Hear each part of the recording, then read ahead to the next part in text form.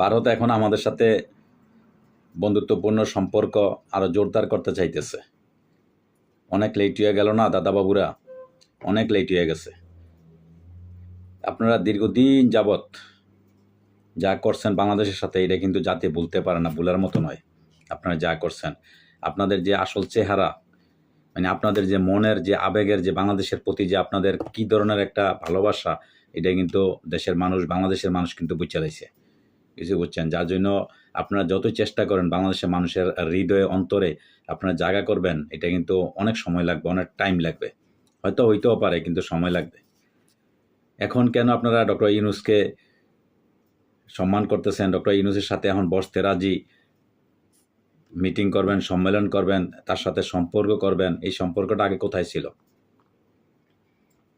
গত জুলাই আগস্টে যখন বৈষম্যবিরোধী ছাত্র আন্দোলনের মধ্য দিয়ে যখন শেখ হাসিনা ভারতে পালিয়ে যায়, তারপর থেকে আপনাদের যে ভূমিকা এই পর্যন্ত আপনারা কি না করেছেন। দেশটা যদি আপনারা সুযোগ পাইতেন তাহলে বাংলাদেশটা আপনারা দখলই করে লাইতেন।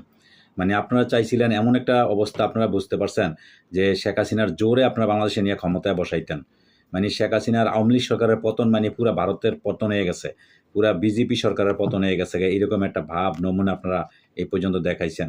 দেখানোর পরে আপনার প্রত্যেকটা কাজে আপনারা ব্যর্থ হয়ে গেছেন। কী কারণে ব্যর্থ হয়েছেন?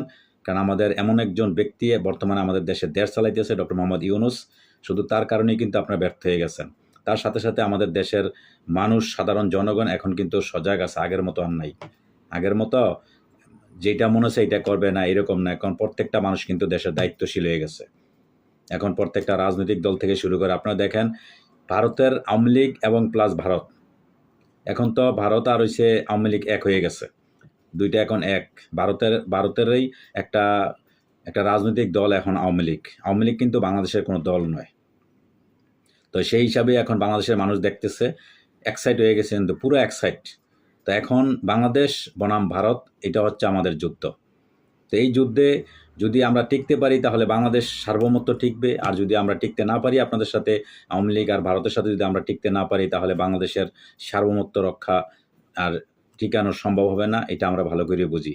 সুতরাং এখন এই মুহূর্তে আমরা ইনশাআল্লাহ সবাই ঐক্য আছি, বাংলাদেশের সমস্ত রাজনৈতিক দল, ছাত্র জনতা, গণ অভ্যুত্থানে যারা নেতৃত্ব দিয়েছে, সবাই এখন আমরা একতাই আছি।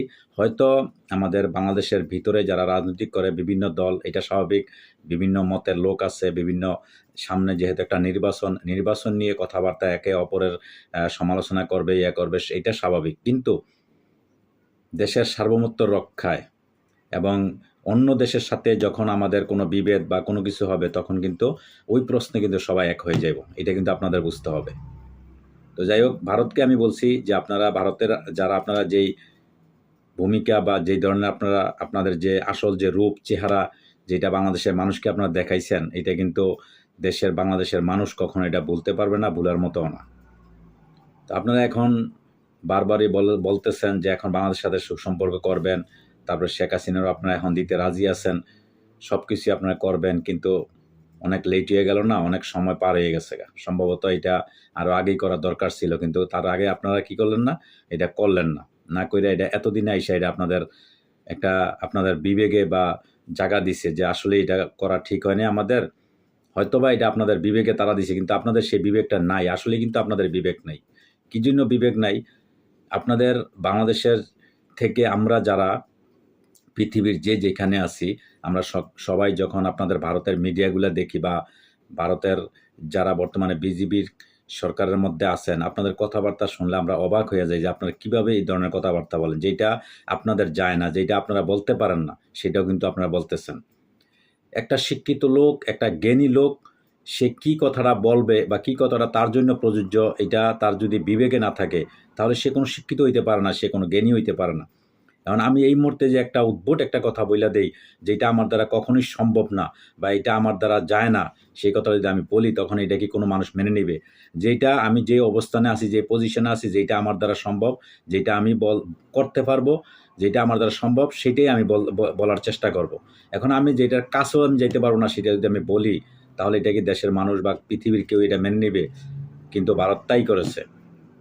ভারত দেখেন কত কিছু তারা তাদের যে মুখের ভাষাগুলা তারা দেখেন, বাংলাদেশের ডক্টর ইউনূস সরকার অবৈধ সরকার, তারপরে বাংলাদেশে বর্তমানে এইসে সেইসে আগুন জ্বলতেছে, দেশের মানুষ না খাইয়া মরতেছে, কী ধরনের যে একবার অবাস্তব কথাবার্তাগুলা মানে তারা প্রচার করছে, বা সরকারের পক্ষ থেকে বিজেপি সরকারের পক্ষ থেকে যে কথাগুলো বলা হয়েছে, এগুলো সম্পূর্ণ মিথ্যা বানোয়াট, এবং বাংলাদেশকে একটা অস্থিতিশীল এবং একটা কি বলবো একটা মানে অন্যরকম একটা হিসাবে তারা দেখতে চাইছিল।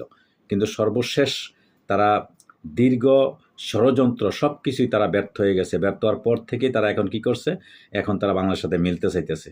তো যাই হোক, তারপরও আমরা চাই না আমরা কোনো দেশের সাথে সংঘর্ষ বা যুদ্ধ এইটা সেটা এইগুলো আমরা চাই না। তারপর আমরা মিলেমিশে চলতে চাই।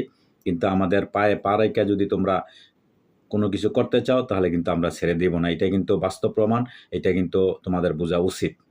কারণ ভারত এমন একটা দেশ, আমাদের এশিয়া মহাদেশের মধ্যে আশেপাশে ভারতের চতুর্দিকে যতগুলো দেশ আছে, কোনো দেশের সাথে কিন্তু তোমাদের ভালো একটা সম্পর্ক নাই। সব দেশের সাথেই তোমাদের সম্পর্ক কিন্তু ছিন্ন হয়ে গেছে।